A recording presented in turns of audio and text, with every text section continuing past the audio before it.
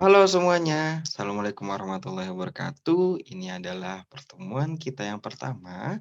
Sudah disebutkan sebelumnya di video sebelumnya bahwa untuk pertemuan pertama kita akan membahas mengenai aturan penjumlahan dan perkalian.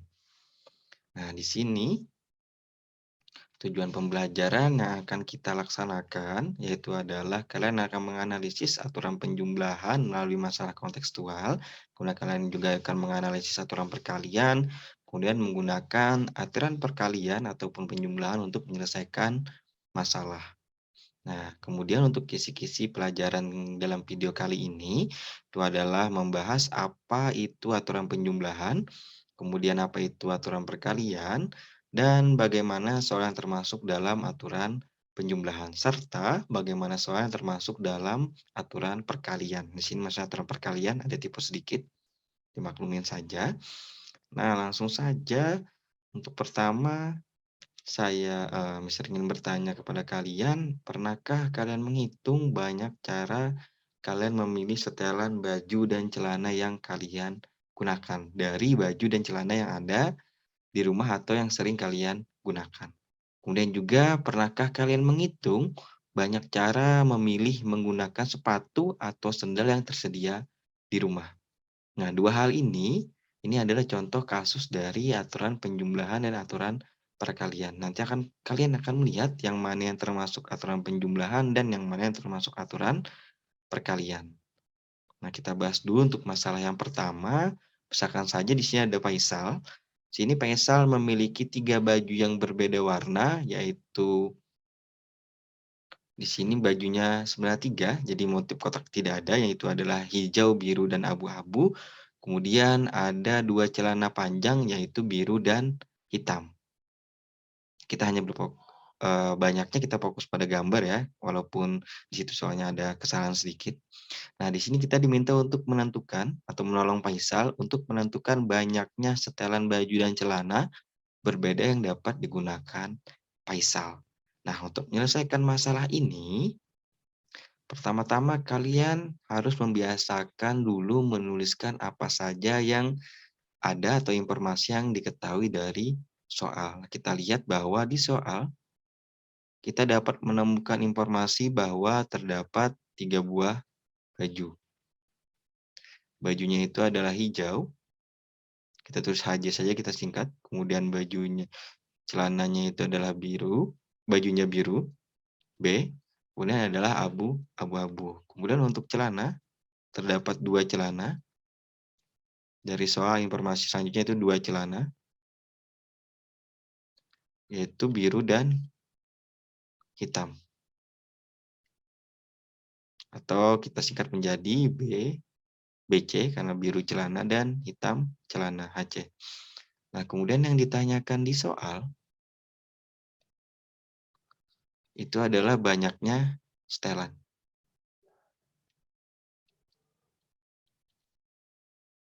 Nah, kemudian kalian juga harus membiasakan ketika kalian menyelesaikan permasalahan, kalian harus membiasakan metode apa saja yang bisa kalian gunakan. Nah, di sini karena ini termasuk soal kaidah pencacahan, kalian yang pertama bisa metodenya itu adalah dengan cara mencacah, menggunakan tabel.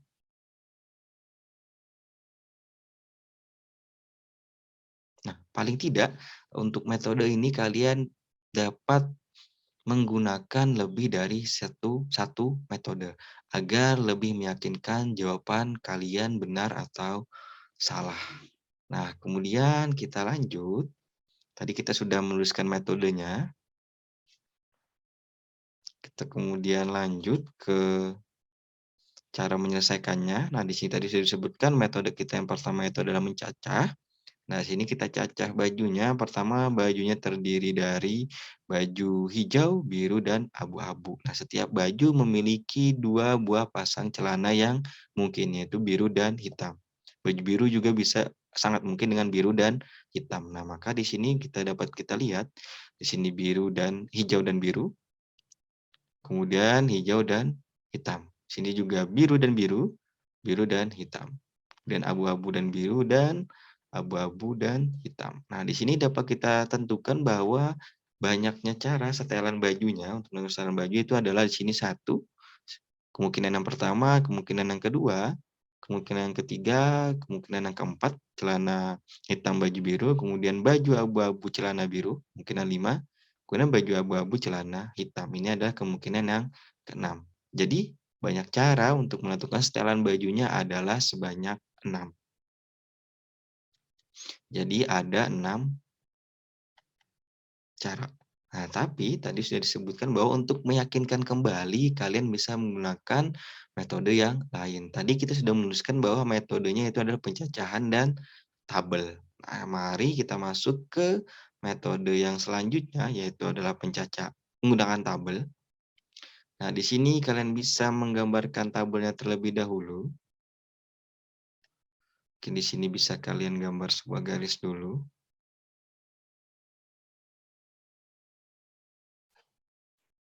Misalkan yang di atas adalah baju, tadi bajunya ada 4, bajunya ada 3, sorry, kemudian celananya ada 2. Tadi bajunya disebutkan bahwa bajunya adalah warnanya adalah hijau, kemudian biru dan abu-abu. Nah, kemudian di sini tadi juga bahwa celananya itu adalah biru, biru celana atau hitam celana. Nah, di sini kita bisa lihat bahwa sini bisa menjadi kita gabungkan yaitu HJ BC, kemudian B BC, kemudian A BC.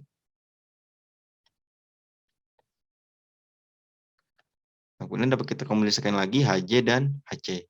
HJ, HC, kemudian B HC. B HC dan A HC. A HC. Nah, di sini dapat kita lihat bahwa banyaknya itu juga 6. 1, 2, 3, 4, 5, 6. Nah, juga di sini kita lihat banyaknya setelan baju. Setelan baju adalah 6.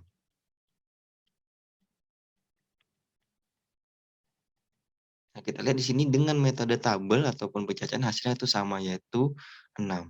Nah, kemudian apakah kalian sudah dapat melihat bahwa soal ini termasuk dengan aturan perkalian? Nah, kita lihat di mana aturan perkaliannya. Di sini dapat kalian lihat bahwa banyaknya baju adalah 3, banyaknya baju adalah 3, kemudian banyaknya celana itu adalah 2.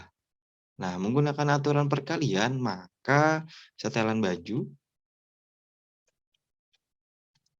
itu adalah 3 dikali 2 sama dengan 6. Sama dengan menggunakan metode tabel ataupun dengan metode pencacahan. Nah, jadi untuk di setelan baju ada ciri-cirinya bahwa kedua benda itu digunakan bersama-sama. Karena baju dan celana untuk setelan baju tadi sudah disebutkan di soal bahwa mereka digunakan secara bersama-sama. Oleh sebab itu kita dapat menggunakan aturan perkalian. Maka banyaknya baju itu adalah 6. Di sini kita lihat kita menggunakan 3 metode, yaitu pertama metode pencacahan, yang kedua ini metode tabel, dan yang ketiga kita menggunakan aturan perkalian. Dan hasilnya sama, yaitu 6. Maka dapat kita yakinkan bahwa banyaknya setelan baju itu adalah 6. Oke, silakan kalian pause dulu videonya jika kalian belum paham, dan silakan kalian catat terlebih dahulu. Oke, selanjutnya kita masuk ke masalah berikutnya. Nah, di sini ada masalah kedua. Di sini disebutkan bahwa di dalam kotak pensil terdapat 5 pulpen dan 3 pensil. Nah, di sini kembali terjadi salah typo. Yang benar kita lihat bahwa di sini terdapat yaitu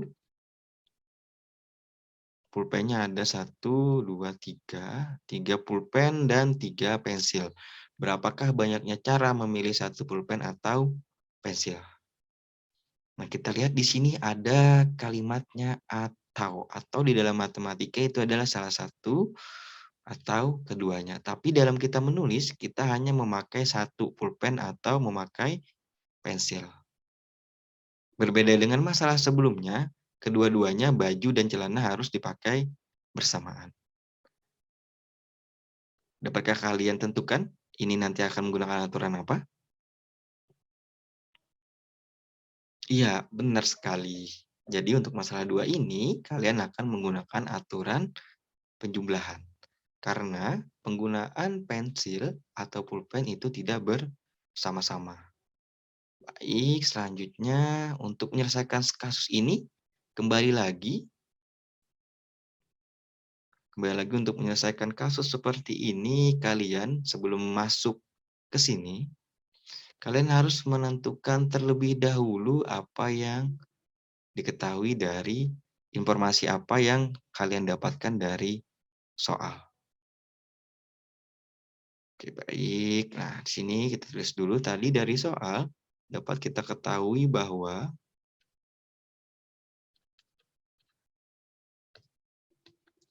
banyak pulpen itu ada 3. Kemudian banyak pensil itu juga ada 3. Kemudian yang ditanya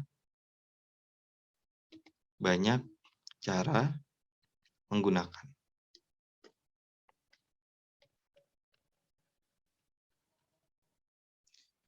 Nah, kemudian setelah kalian dapat diketahui dan ditanya, kalian dapat menebak metode apa yang bisa digunakan untuk menyelesaikan permasalahan yang sudah kita tahu informasinya. Nah, di sini untuk metodenya kita bisa dapat menggunakan, kita tebak saja menggunakan pencacahan dan aturan penjumlahan.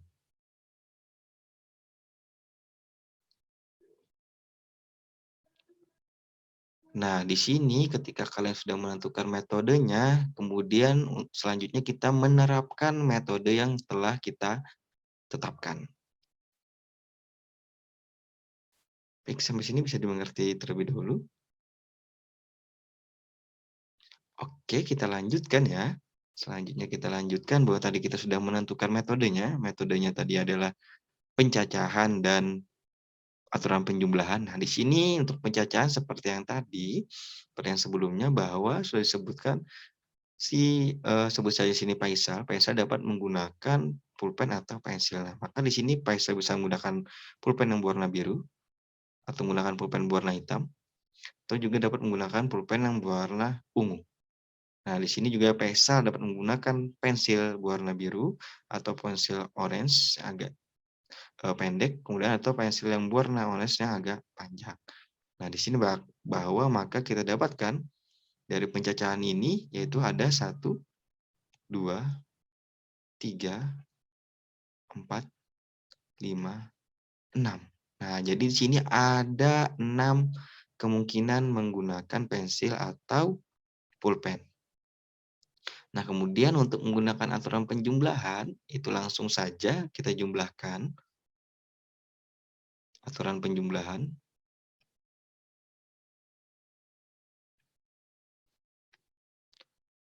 Penjumlahan yaitu menjumlahkan banyaknya pulpen, yaitu 3, ditambah dengan banyaknya pensil 3, yaitu sama dengan 6 cara. Nah, jadi kita lihat dengan menggunakan 2 metode, yang pertama ini tadi adalah pencacahan, kita mendapatkan hasil yang sama, yaitu adalah 6. Oke, clear? Jadi untuk menyelesaikan sebuah permasalahan, kalian harus menggunakan minimal 2 metode. Nah, kemudian untuk membedakan masalah mana yang masuk penjumlahan atau perkalian, di sini ada kalimat bantu. Di sini disebutkan atau. Nah, jadi kalau ada atau ini menggunakan aturan penjumlahan. Nah, sedangkan kalau ada kalimat dan itu menggunakan aturan perkalian, itu ciri-cirinya. Atau kalian bisa membayangkannya bahwa salah salah satu saja yang bisa digunakan, sedangkan untuk perkalian itu dua-duanya digunakan. Nah, kemudian berdasarkan masalah 1 dan 2, bisakah kalian menyimpulkan apa itu aturan penjumlahan dan aturan perkalian?